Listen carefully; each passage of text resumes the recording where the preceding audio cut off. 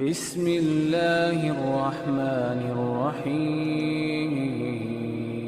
صحابی روایت کرتے ہیں نہا رسول اللہ صلی اللہ علیہ وسلم ان تتکلم النساء الا باذن ازواجہن، عورتوں کو رسول اللہ صلی اللہ علیہ وسلم نے منع فرمایا کہ وہ اپنی خامدوں کی اجازت کے بغیر کسی سے کلام نہ کرے۔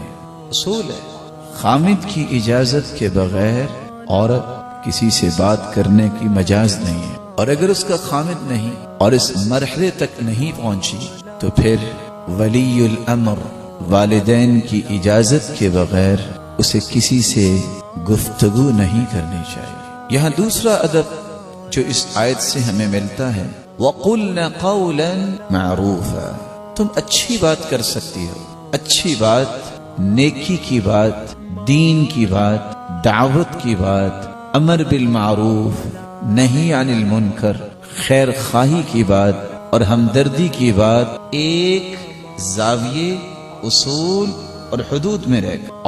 عورتوں سے تو بات کر سکتی ہے، یہ اس کی بات نہیں ہو رہی۔ وَقُلْنَ قَوْلًا مَعْرُوفًا، اچھی بات۔ علماء امت میں دو رائے ہیں کہ کیا عورت کی آواز پردہ ہے کہ نہیں۔ عورت کی آواز کے بارے میں ایک رائے تو یہ ہے کہ یہ آواز بھی پردہ ہے۔ کب؟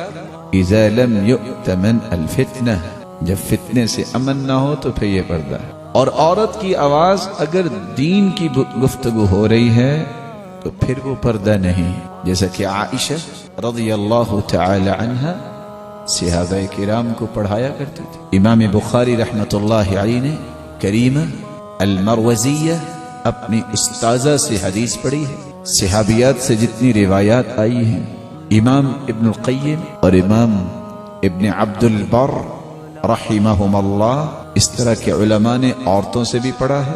وَقُلْنَ قَوْلًا مَعْرُوفًا، نیکی کی بات، دین کی بات بیان کرنے میں ممانعت نہیں ہے، لیکن بات کا وہ انداز کہ کوئی مریض اور بیمار اس سے غلط معنی لے لے، ایسی لوچ نہیں ہونی چاہیے۔ اس کا کیا طریقہ کیا ہو سکتا ہے جس سے انسان اس برائی سے بچ سکتا ہے؟ پہلا ادب اللہ تسترسل فی الکلام، اگر کسی سے بات ہو رہی ہے، مرد سے کسی عورت کی، السلام علیکم ورحمۃ اللہ وبرکاتہ، یہ چیز ہے، اس کے بارے میں رہنمائی کیا ہے؟ اپنی گفتگو مکمل کی، السلام علیکم ورحمۃ اللہ وبرکاتہ۔ اللہ تسترسل فی الکلام، بیجا کلام میں طوالت نہ کی جائے، بیجا کلام میں طوالت نہ کی جائے۔ کال آ گئی ہے، گھر میں مرد نہیں ہے، عورت نے فون اٹھایا ہے، السلام علیکم ورحمۃ اللہ، جی آپ کس سے ملنا چاہیں گے؟ والد گرامی، بھائی، خامن، بیٹا گھر میں موجود نہیں، آپ کا پیغام پہنچ جائے گا، السلام علیکم ورحمۃ اللہ وبرکاتہ، آپ کا کیا حال ہے، آپ کیا کرتے ہیں؟